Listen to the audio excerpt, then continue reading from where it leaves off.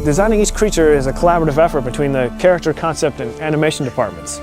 We start by trying to visualize the anatomy of the creature and ask ourselves if this is something that could actually exist. I mean, they're fantastical creatures, but we don't want them to defy the laws of physics.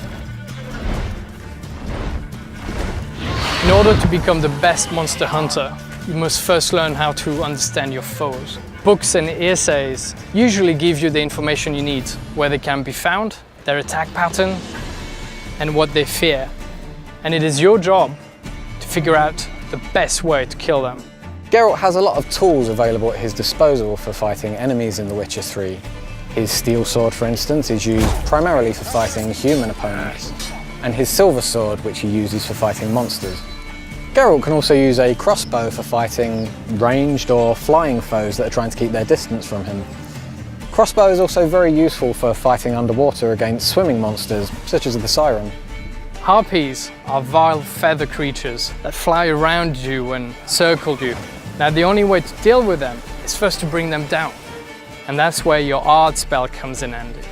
Sort of compressed air that will bring them down to the ground where you can finish them with your sword. Some monsters in The Witcher 3 can actually swim. These can attack the player while he's in the water and even go as far as attacking his boat. This can be really dangerous for the player if the monster has a natural affinity for water, such as the Drowner. Drowners are creatures that live in swamps and will snatch at anything that comes near their ponds. And these particular creatures absolutely hate fire and they fear it. And that's where your Igni spell, a flame that bursts out of your hand, comes in handy. And that is the best way to kill them. With the werewolf, a bomb filled with silver powder will take away his regenerative abilities. This will make it much easier for the player to defeat him after. The player can use weapon oils to coat his weapons that will make them do enhanced damage against specific enemy types. The real trick to using this, though, is to know when and where to use them, and that judgment is left up to the player based on his surrounding environment, the weather, and even territorial marks that other monsters may have left in the area. So we've created this complex behavior system in the game that actually allows these creatures to live in the world that they inhabit.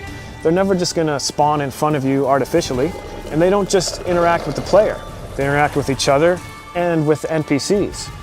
We've created a unique ecosystem that includes monsters, animals, and humans, all living together, fighting, trying to survive, and you are merely a spectator. Now it is your choice to interfere with whatever is happening in front of you.